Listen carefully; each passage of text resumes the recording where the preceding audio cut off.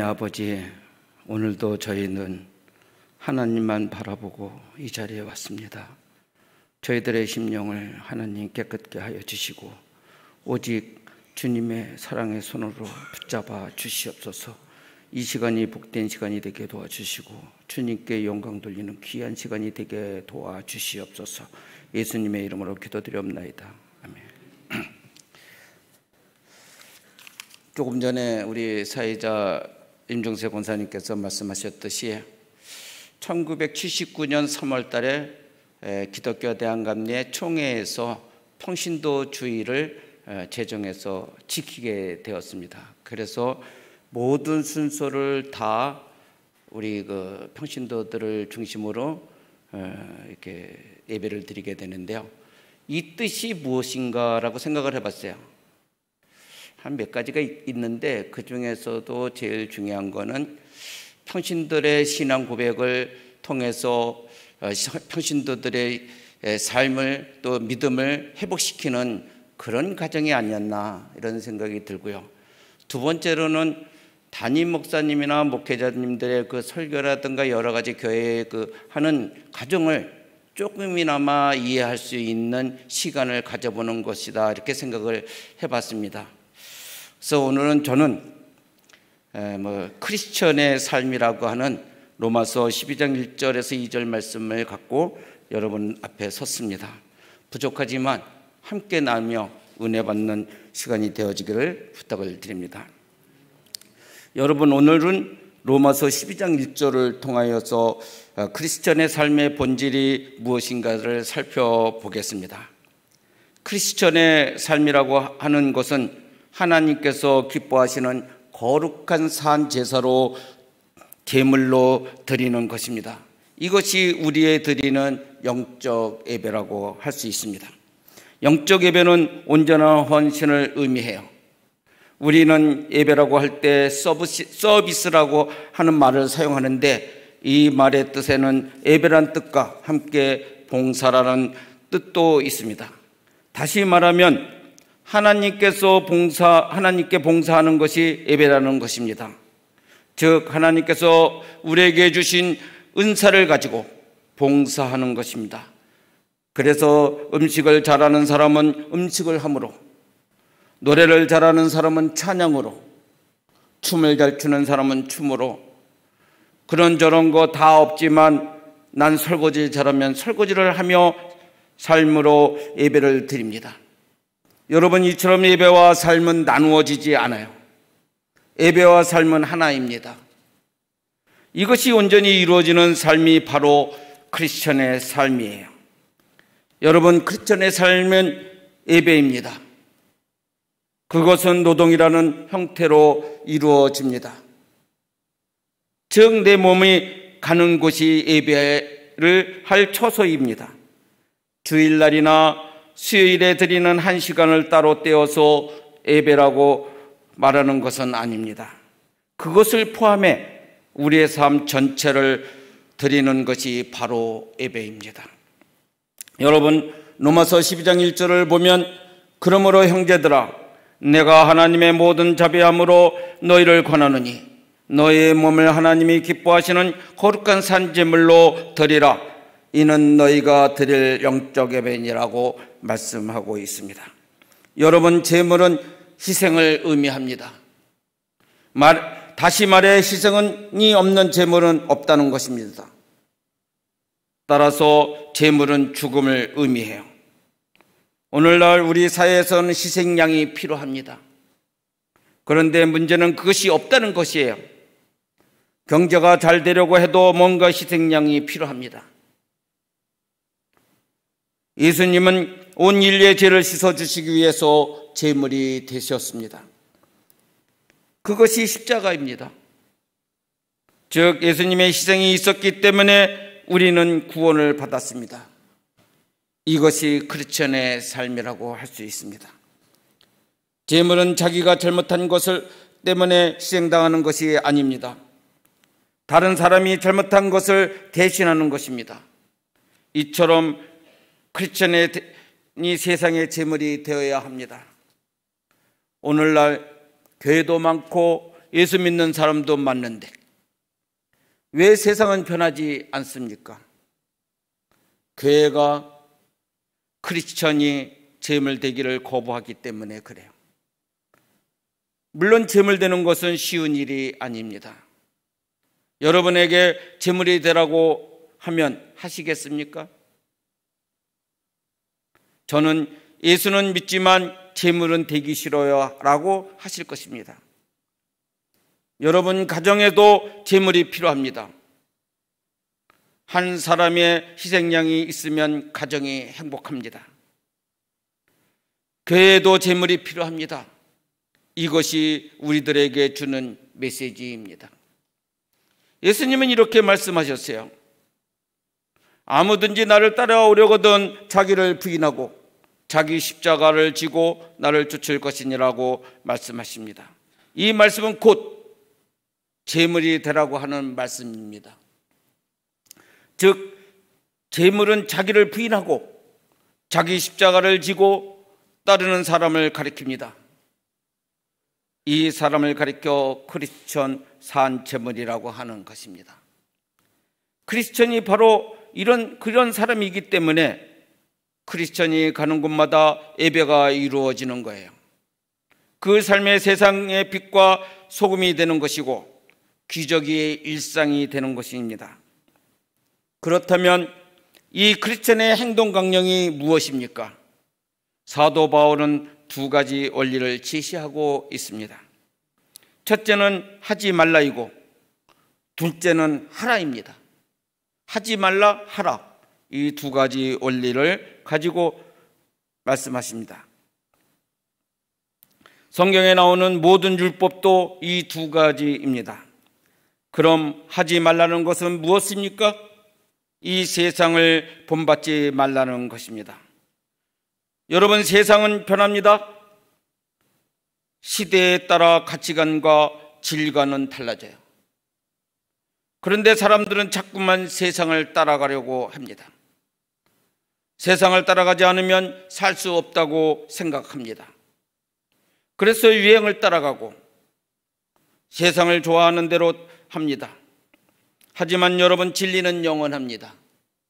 그렇기 때문에 세상을 따라가지 말라고 하는 것입니다. 이것이 첫 번째 원리입니다. 두 번째 원리는 첫 번째보다 적극적인 것입니다.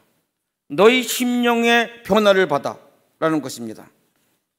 여러분, 변화를 받게 되면 무슨 일이 일어나게 되겠습니까? 하나님을 기뻐하시고 선하시고 온전하신 뜻이 무엇인지 알게 됩니다. 주님의 뜻을 알아야 종이 일할 수 있습니다. 주인의 뜻도 모른 채 종이 제 마음대로 일을 하면 그것이 주인을 위한 것이 아닙니다. 일은 열심히 했는데 주인과는 상관이 없게 되는 것입니다. 마찬가지로 우리가 하나님을 위하여 희생하고 봉사를 했는데 하나님의 뜻도 모른 채 내 마음대로 열심히 일을 했다면 그것은 하나님과는 상관이 없습니다. 즉 하나님을 기쁘시게 한 것이 아니라는 것입니다. 다시 말해, 내가 좋은 것을 하는 것이 아니라 하나님께서 기뻐하시는 것을 정확하게 알아서 그대로 해야 합니다. 더도 덜도 아닙니다. 하나님께서 원하시는 만큼 하면 하나님께서 기뻐하십니다. 여러분, 이것이 크리스천의 삶이에요. 대부분의 사람들이 열심히 얻거나 믿음이 없다기보다는 하나님의 마음을 모르고 자기 마음대로 하나님을 섬기기 때문입니다. 주어진 사명을 예면하고 있습니다.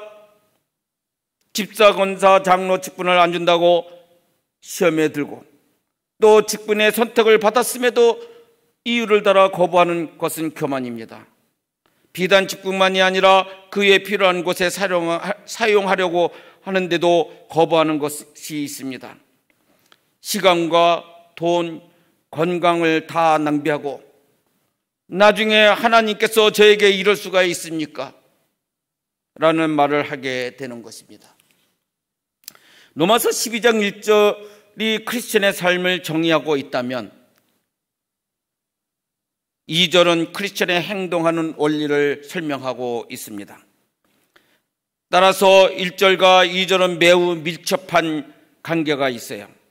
2절을 다시 읽어보면 너희는 이 세대를 본받지 말고 오직 마음을 새롭게 함으로 변화를 받아 하나님의 선하시고 기뻐하시고 온전한 뜻이 무엇인지 분별하도록 하라. 이 말씀을 전부 외우십시오. 암기하십시오. 이 말씀을 통째로 먹어야 합니다. 왜냐하면 이 말씀이 우리 크리스천의 삶을 정의하고 있기 때문입니다. 우선 하지 말라는 소극적인 명령부터 살펴보면 성경은 이렇게 말합니다. 당신이 예수 믿고 구원받은 사람으로 잘 살려면 이 세상을 본받지 말라. 세상을 따라 살면, 세상 방법대로 살면 예수 믿는 삶을 살 수가 없다고 했습니다. 그런데 문제는 내가 세상 안에 있다는 사실입니다. 내가 천국에 있으면 아무런 걱정이 없을 텐데 내가 살고 있는 현 주소가 세상 한복판에 있기 때문에 세상 사람들과 만나 일을 해야 하고 그들과 함께 살아야 하고 그들과 함께 호흡하며 살아야 하는데 그들은 우리와 생각하는 것과 사는 방법이 다르고 가치관이 다르고 소속이 다릅니다. 그들은 하나님이 없다고 합니다. 자기가 중심이 됩니다. 이런 사람들과 어떻게 살아갈 수 있겠습니까? 바로 여기에 그리스도인들의 갈등이 있고 고민이 있는 것입니다. 이런 의미에서 보면 크리스천은 가축과 같아요. 가축이 아닌 것처럼 삽니다. 그런데 밤만 되면 무전을 칩니다. 크리스천이 세상에서 살다가 밤만 되면 하나님께 회개의 기도를 합니다. 여러분들은 세상의 사람들 가운데 있지만 여러분들의 목적이 다른 사람들입니다. 생각이 다른 사람이라고요. 세상 사람들은 사람을 기쁘게 하고 물질 중심적이지만 크리스천은 하나님이 목표입니다. 하나님을 기쁘시게 하는 내 직업의 의미가 있고 세상을 변화시키는데 내 삶의 의미가 있다는 사실입니다. 우리가 세상에 살면서 하나님 뜻대로 산다는 것은 참으로 어려워요. 그래서 구약에서는 몇 가지 모델들을 제시하고 있습니다. 이스라엘 백성을 애굽에서 400년간 종살이를 했어요. 우리는 일제 36년간 종살이를 했는데 아직도 일제 쿠플렉스에서 넘어가지를 못하고 있습니다. 상처가 많은 거예요. 그런데 400년간 종살이를 했다면 어떻겠습니까?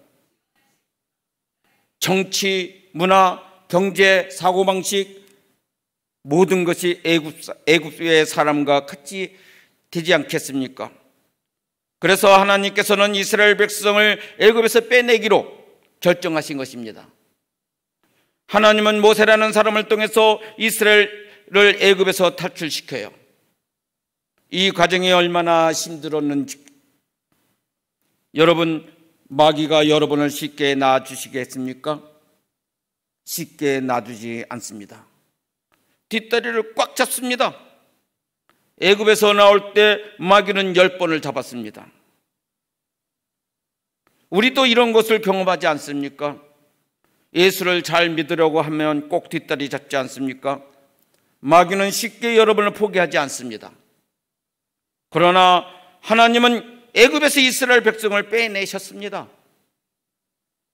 그래야만 하나님의 백성답게 살 수 있기 때문입니다. 아주 중요한 얘기예요.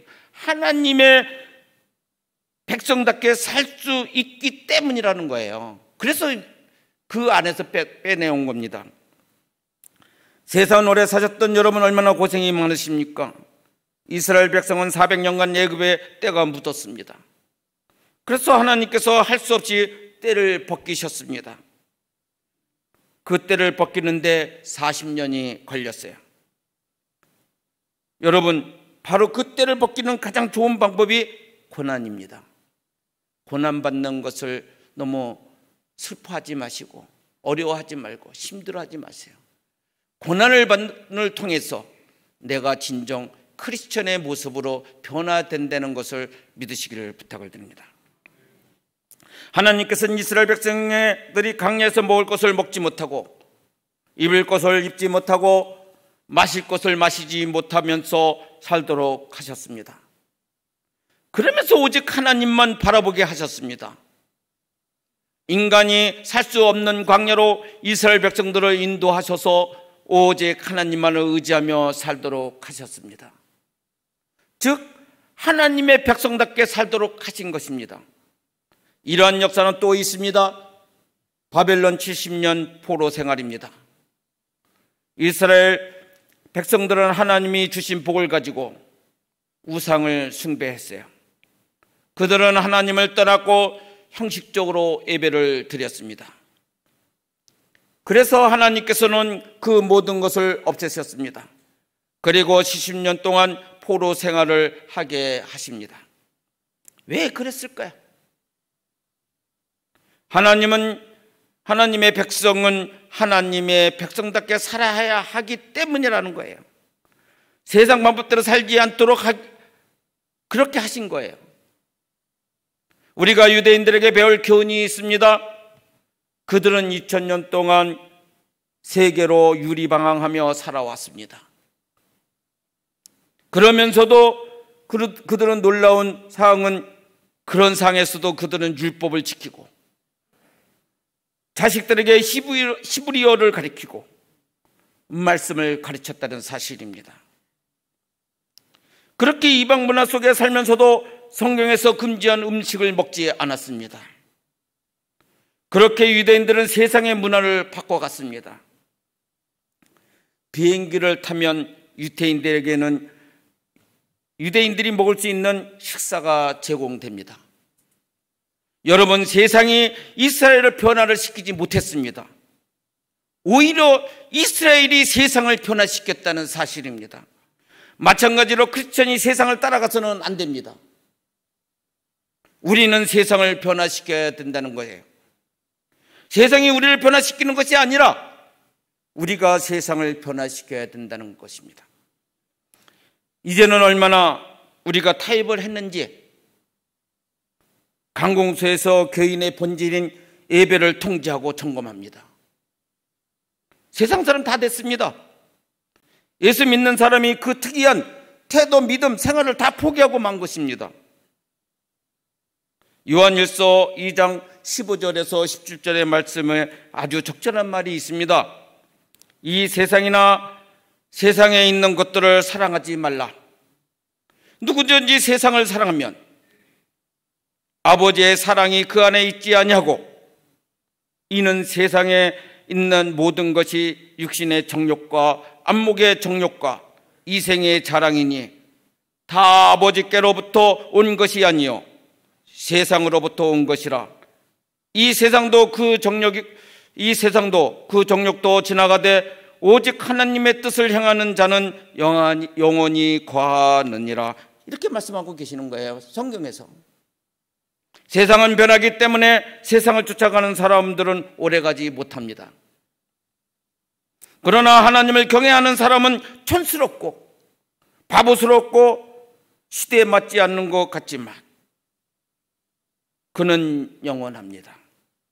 예수님께서 마태복음 6장 8절에서 비슷한 말씀을 하고 계십니다. 그러므로 그들은 본받지 말라. 구하기 전에 너희에게 있어야 할 것은 하나님 너희 아버지께서 아시느니라. 여러분, 우리는 속속과 위치, 신분이 다른 사람이라는 것을 잊지 마셔야 됩니다.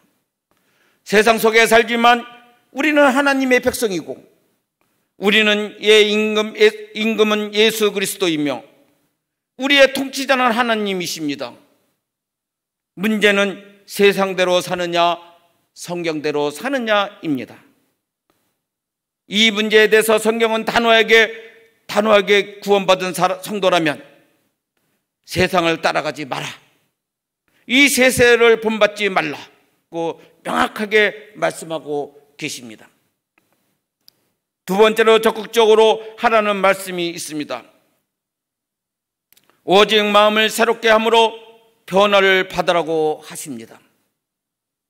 여기서 변화를 받는다는 말은 거듭난다, 새로운 피조물이 되었다라는 뜻입니다.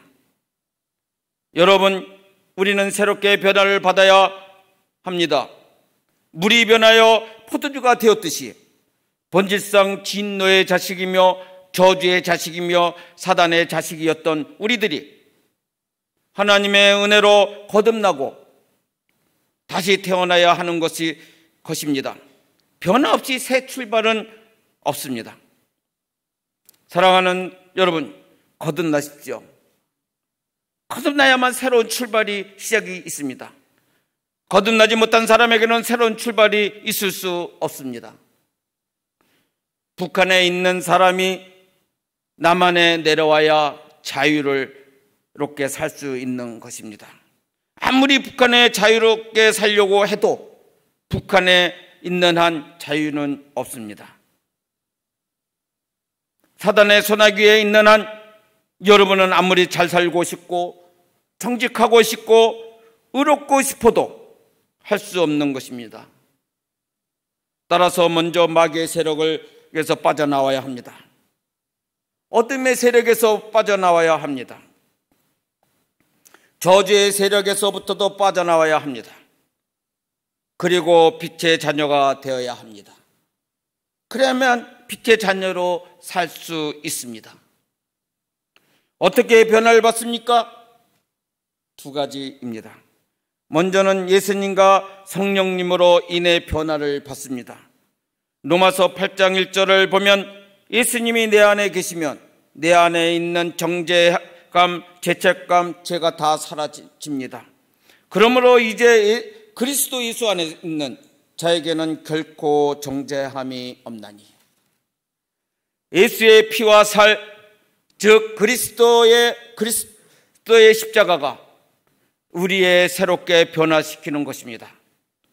그 십자가, 그 주님의 그 살과 피가 우리 안에 들어와 우리의 살과 피와 하나 되어질 때 우리는 새 영의 사람이 되어지는 줄 믿습니다. 두 번째는 그렇게 예수님을 영접하고 제사함을 받으면 생명의 성령이 기름 부어 주십니다. 성령이 오시면 죄와 사망의 법에서 나를 해방시켜 주십니다. 이것이 바로 거듭남입니다. 거듭난 사람은 마음을 새롭게 함으로 변화를 받습니다. 변화되면 하나님의 뜻을 알게 되는 것이에요. 그럼 여러분, 하나님의 뜻이 무엇일까요? 하나님의 뜻은 우선 하나님이 기뻐하시는 것입니다. 아무리 좋은 일을 해도 하나님께서 기뻐하지 아니하시면 하나님의 뜻이 아닙니다. 그리고 하나님의 뜻은 선합니다. 또한 하나님의 뜻은 일부분이 아닌 완전한 온전함입니다. 구약과 신약의 짝을 이루듯이 하나님의 뜻은 온전합니다. 여러분, 무엇인지 알면 쉽고 모르면 어렵습니다. 예수님을 믿는 것도 그래요. 예수님을 알면 쉽고 모르면 어렵습니다. 감옥에 들어가거나 암에 걸린 것에 문제가 아닙니다. 참된 그리스도의 삶을 살게 되면 우리는 기쁘고 즐겁고 신이 나요. 이것은 절대로 고통이 아닙니다. 그런데 문제는 억지로 끌려다니는 사람이 있다는 사실이에요. 예수를 믿기는 하는데 그 길로 가지 않으려고 버티는 사람들이 있는 거예요. 걔는 오기는 하지만 꼭 늦게 오고 설교 시간에 딴전을 핍니다. 그렇다고 해서 교회 오지 않는 것은 아닙니다. 하지만 어떤 사람은 기쁨으로 감사함으로 충만함으로 삽니다. 7시에 오라고 하면 1시간 전에 옵니다. 그런 것을 누가 시켜서 하는 일은 아닙니다. 연애하는 사람이 늦게 가는 거 보셨습니까? 7시에 만나자고 해도 그 전에 가 있지 않습니까? 이런 것이 크리스천의 삶입니다. 저는 여러분에게 이런 축복이 있기를 바랍니다. 고생하는 것이 문제가 아닙니다. 기쁨이 있느냐 없느냐가 중요한 것이에요. 돈이 있고 없고가 중요하지 않습니다. 병이 들었는지도 중요하지 않습니다. 예수님이 내 안에 계셔서 그분이 나를 지배하시고 다스리느냐가 중요하다는 사실입니다. 여러분, 종은 주인의 마음을 알아야 하고 성도는 하나님의 마음을 알아야 합니다. 무슨 일이든지 알면 쉽고 모르면 어렵습니다. 목표가 없는 것을 가리켜 방황이라고 해요. 절대로 가지 않는 것은 아닙니다. 가기는 갑니다. 가는데 어디로 가야 할지 모르는 것이에요. 저는 여러분에게 돈을 버는 것이 목적이 있기를 축복합니다. 오래 사는 이유가 있기를 바랍니다. 여러분이 하는 이유가 있어야 하고, 자녀를 교육하는 목적이 있어야 하고, 직장 생활을 하는 의미가 있어야 합니다. 그 의미를 아는 사람은 직장에 가는 것을 좋아하는 것이고 재미있어 합니다. 상사가 아무리 뭐라고 해도 이 사람에게는 삶의 의미가 있기 때문입니다. 여러분, 우리는 크리스찬의 삶의 목표가 있어야 됩니다. 그래서 교회에 오는 것이 즐겁고 기쁨이 있고 목적이 있어야 되는 겁니다. 내가 하는 무슨 일이 목적이 있어야 됩니다. 그 일을 통해서 나는 진정한 크리스천의 삶의 모습으로 변해되어지는 것이에요. 여러분, 그런 의미 있는 사람들이 되어지시기를 축복합니다.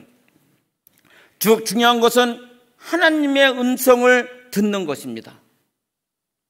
변화받는 사람만이 하나님의 음성을 들을 수 있습니다. 변화받은 사람만이 하나님의 음성을 들을 수 있습니다. 저는 여러분들이 하나님의 음성을 듣기를 간절히 바랍니다. 여러분의 예수님의 최악의 상황에서 최선의 결과를 만드시는 분이에요. 나의 모든 실패를 바꾸어 축복으로 바꾸어 주실 것이며, 내가 저주라고 생각했던 삶의 모든 고통이 변하여 축복이 될 줄로 믿습니다. 이 말씀에 매우 적합한 말씀이 데살로니가 전서 5장 16절에서 18절의 말씀이 있습니다. 항상 기뻐하라. 쉬지 말고 기도하라. 범사에 감사하라. 이는 그리스도 예수 안에서 너희를 향하신 하나님의 뜻이니라. 아멘. 여러분, 이 하나님의 뜻을 검증하는 방법이 3가지가 있습니다. 우선 하나님의 뜻은 기쁩니다. 영원히 기쁘지 않는 것은 문제가 있는 것이에요. 손해냐 이익이냐가 아닙니다. 어떤 사람은 어느 한 길을 선택한 뒤 불안해하지만 하나님의 뜻은 힘든 길일지라도 마음에 기쁨이 있습니다. 두 번째, 하나님의 뜻은 계속 그 일이 기도의 제목이 되어진다는 사실이에요. 우리가 어떤 일을 하는데 계속적으로 기도의 제목이 되어진다는 거예요. 이게 하나님의 뜻을 검증하는 방법이에요. 그리고 마지막으로 감사하는 마음이 있습니다. 이러한 것은 분명히 하나님의 뜻이라고 우리는 정의할 수 있습니다. 따라서 하나님의 뜻은 크게 2가지입니다. 하나님의 뜻은 선이 있고 기쁨이 있고 온전합니다. 동시에 내 안에 기쁨과 기도와 감사가 흘러넘칩니다. 이 2가지가 이루어지는 것은 하나님의 뜻과 일치한 것입니다. 여러분, 오늘 우리는 2가지에 대해서 나누었습니다. 먼저는 세상을 따라가지 말라는 것입니다. 아무리 외롭고 힘이 들지라도 주님의 길을 계속 가라는 것입니다. 두 번째는 마음이 새롭게 되고 변화를 받아 하나님의 뜻을 발견하라는 것입니다. 그리고 그 뜻대로 살라는 것입니다. 여러분, 이것이 크리스천의 삶 전부입니다. 사랑하는 여러분, 이 시간 간절히 바라기는 우리의 삶이 진정 크리스천의 삶이 되기를 간절히 바랍니다. 이후 코로나 이전 현재와 이후의 삶 속에서 우리 크리스천의 삶의 방향이 무엇인지 오늘 저는 제시하고 싶습니다. 여러분, 진정한 크리스천의 삶이 되어주시기를 간절히 바랍니다. 감사합니다. 기도하겠습니다. 하나님 아버지, 저희들이 이 자리에 섰습니다. 때로는 내 생각과 내 욕심으로 살아왔습니다. 이 시간 회개하오니 저를 온전히 크리스천의 삶, 진정 크리스찬으로 세워주시기를 원합니다. 하나님, 우리 성도님들에게 복된 시간이 되게 도와주시고 그들이 가는 곳마다 하나님 영광 나타나게 하셔 주시고 하나님의 큰 힘이 되어지는 은혜의 시간들이 되게 도와주시옵소서. 예수님의 이름으로 기도드려옵나이다. 아멘.